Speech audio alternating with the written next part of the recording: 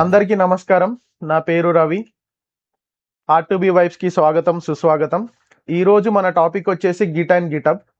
So Git and GitHub అంటే ఏంటి? మామూలుగా మనం మన ప్రీవియస్ వీడియోలో డెవాప్స్ అంటే ఏంటి, ఎందుకు డెవాప్స్ వచ్చింది అనే కాన్సెప్ట్ ని చూసాం. ఇప్పుడు మన Git and GitHub complete practical series ని స్టార్ట్ చేద్దాం. ఓకేనా? సో గిట్ అండ్ గిటబ్ ఏంటంటే, మామూలుగా గిట్ అనేది ఒక సాఫ్ట్వేర్. ఓకే, సో ఇప్పుడు మీ మెషిన్ ఉంటుంది కదా, అంటే మీ మెషిన్ అంటే ల్యాప్టాప్ ఆర్ మీ డెస్క్టాప్, దాంట్లో మీరు గిట్ ని ఇన్స్టాల్ చేసుకోవచ్చు. అండ్ ఇప్పుడు దీంట్లో ఏదైతే మీరు చేయాలనుకుంటున్నారో మామూలుగా అది కమాండ్ లైన్ త్రూ అంటే ఇప్పుడు మనం మామూలుగా మీ విండోస్ లో ఇప్పుడు వెళ్ళి సిఎండి అని టైప్ చేస్తే ఇది వస్తుంది కదా టర్మినల్, దీన్ని కమాండ్ లైన్ అంటారు. సో ఇది వచ్చేసి మైక్రోసాఫ్ట్ విండోస్ వాడి టర్మినల్. మీకేంటంటే గిట్ ది టర్మినల్ కావాలంటే గిట్ అనే సాఫ్ట్వేర్ మీ లోకల్ సిస్టంలో ఉండాలి. Okay, right. సో అలా గిట్ అనేది మీ లోకల్లో ఇన్స్టాల్ చేసుకోవచ్చు. ఇది ఒక సాఫ్ట్వేర్. దీని నుండి మీరు గిట్ అనే టూల్ యొక్క ఫంక్షనాలిటీని యూజ్ చేసుకోవచ్చు. చేసుకున్న తర్వాత it provides functionalities like version control, system, source code management. అంటే ఇది మామూలుగా ఏంటంటే గిట్ అనేది ఏంటంటే మామూలుగా మీరు ఒక కోడ్ని మీ డెవలప్ చేసిన తర్వాత మీ ల్యాప్టాప్లో మీ కంప్యూటర్లో డెవలప్ చేసిన తర్వాత దాన్ని స్టేజ్ వైజ్, అంటే మామూలుగా గిట్లో ఏంటంటే కొన్ని పర్టికులర్ స్టేజెస్ ఉంటాయి. ఒక ఫైల్ క్రియేట్ చేసిన తర్వాత దాన్ని ఎట్లా మూవ్ చేయడం, మళ్ళీ తర్వాత గిటబ్ అనేది ఏంటంటే ఇదొక సర్వీస్. అంటే గిటబ్ అనే వాళ్ళు ఒక సర్వీస్ ఇస్తున్నారు మనకి. ఏంటి? మన కోడ్ ని, మనం డెవలప్ చేసిన కోడ్ ని ఇక్కడ పెట్టుకో అని చెప్పి చెప్తున్నారు. అయితే ఇది వెబ్సైట్. మామూలుగా ఏంటంటే మన google.com అంటే ఎట్లా ఉంటుందో అట్లనే మనకి మామూలుగా మన github.com అనేది ఒక సైట్ ఉంటుంది. ఓకే, ఇది వచ్చేసి మన గిటబ్ అనే సైట్, సాఫ్ట్వేర్ డెవలప్మెంట్ ప్లాట్ఫామ్. ఇది వచ్చేసి github.com అనేది ఒక సర్వీస్ మనకి, వాళ్ళు ఇచ్చేది, ఆ కంపెనీ ఇచ్చే సర్వీస్ మనకి.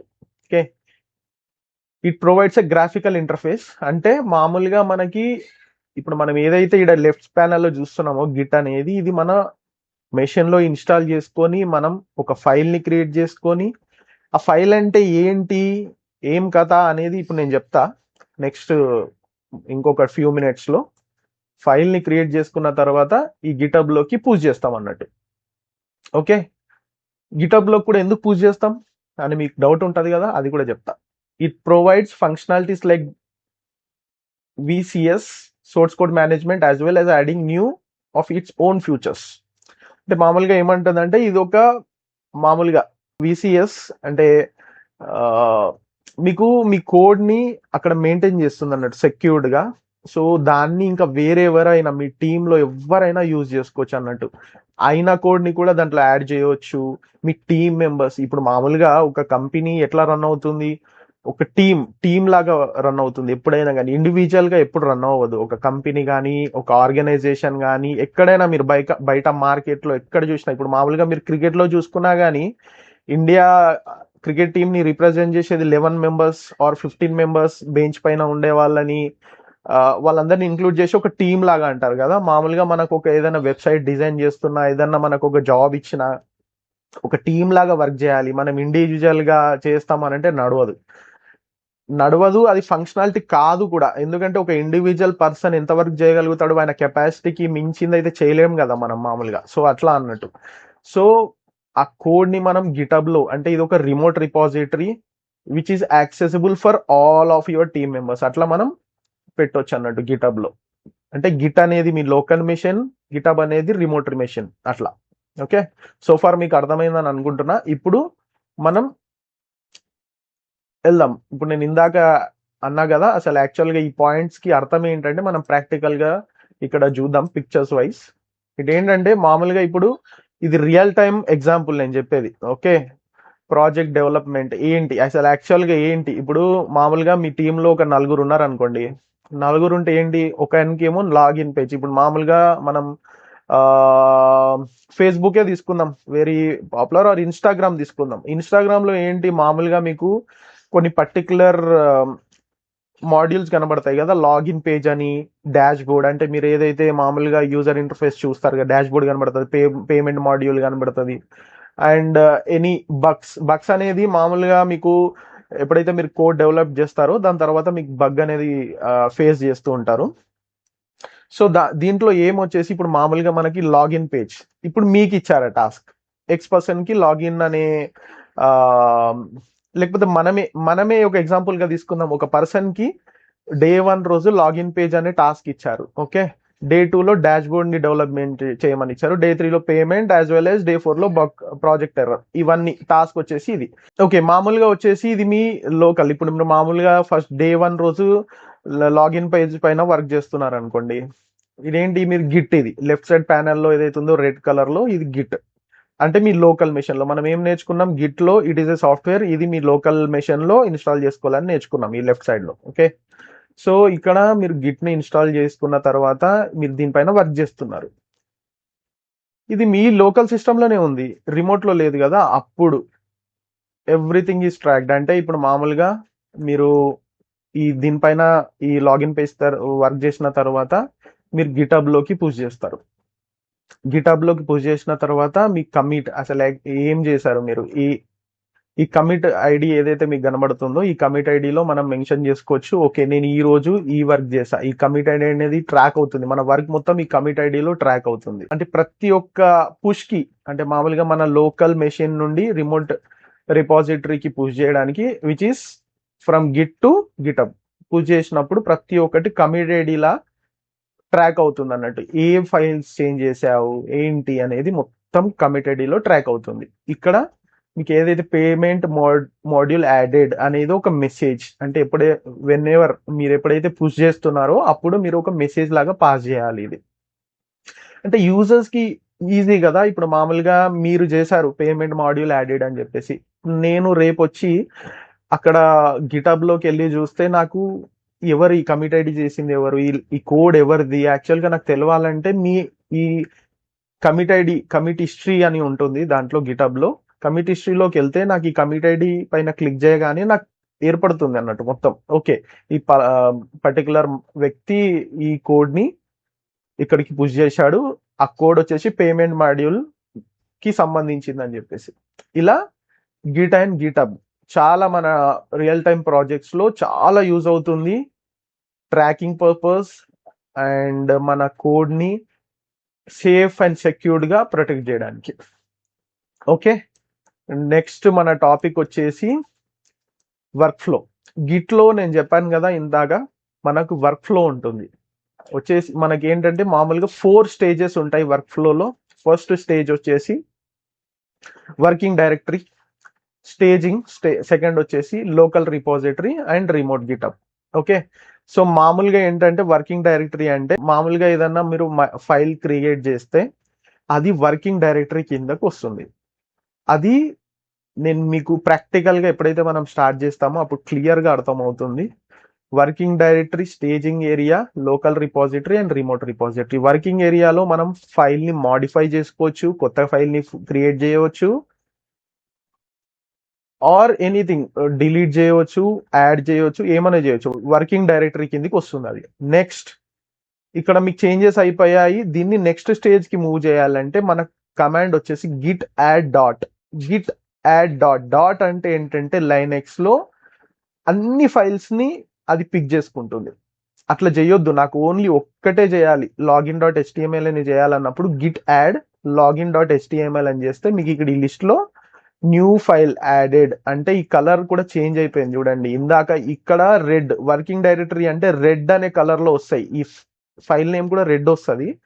ఇక్కడ మీకు ఫైల్ నేమ్ చేంజ్ అవుతుంది అంటే ఇది స్టేజింగ్ ఏరియాలోకి వెళ్ళిపోయింది.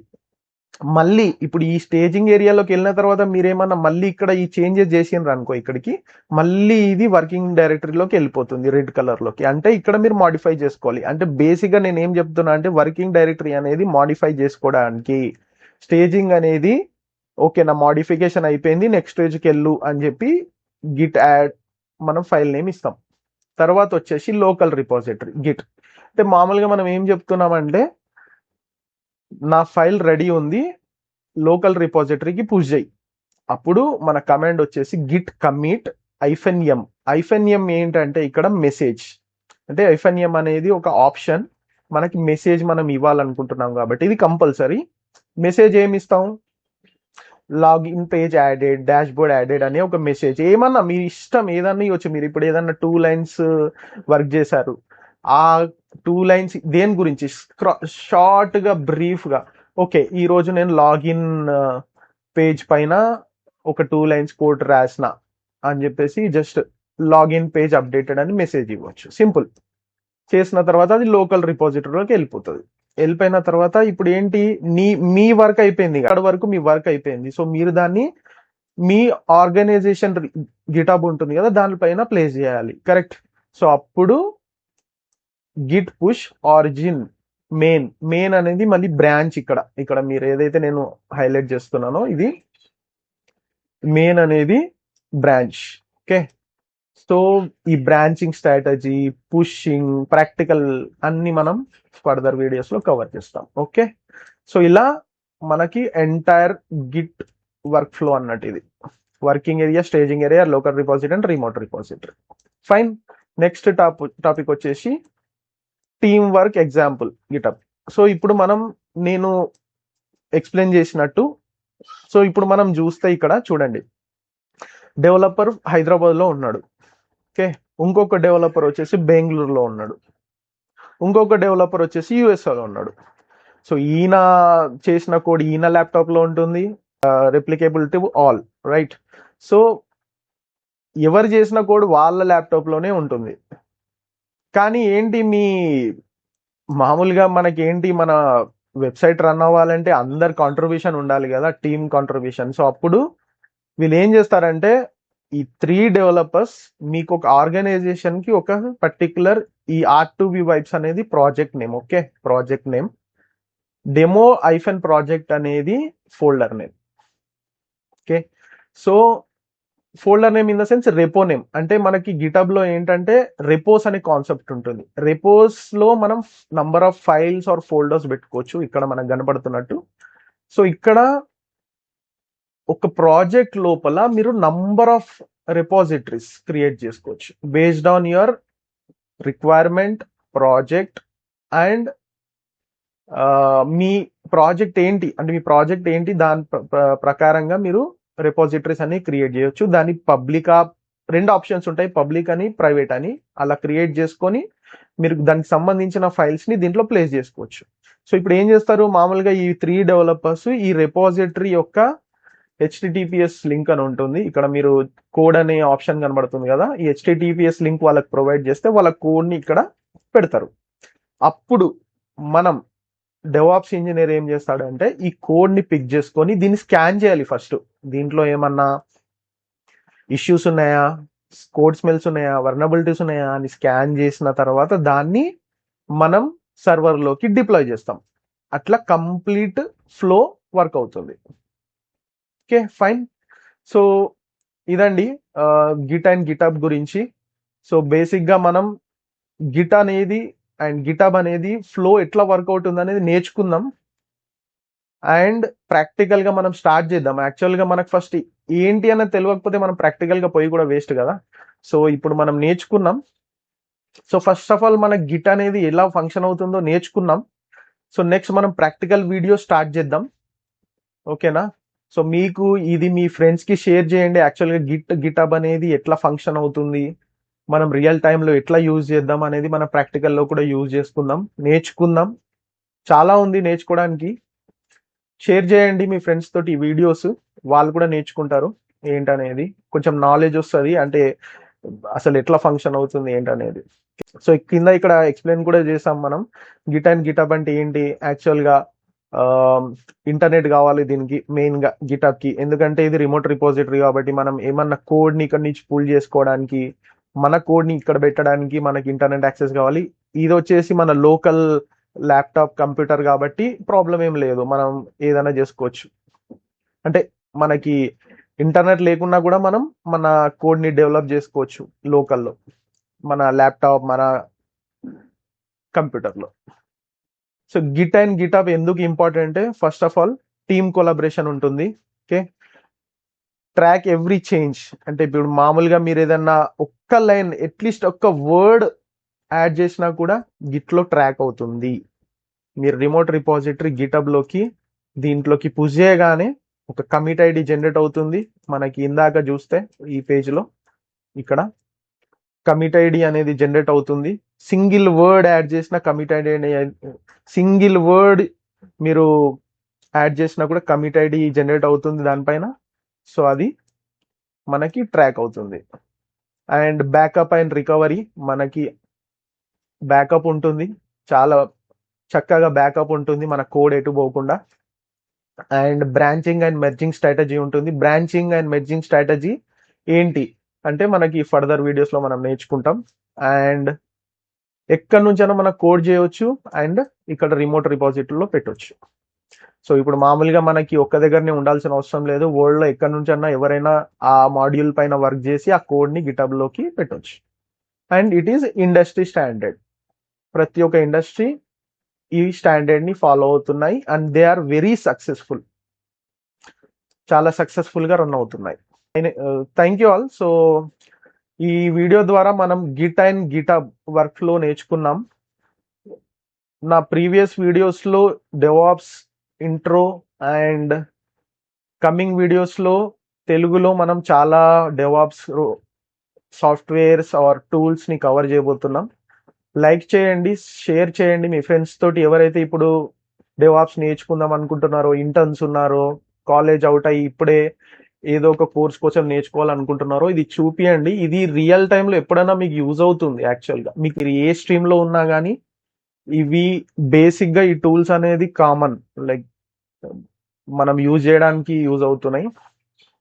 So thank you all. Next వీడియోలో కలుద్దాం.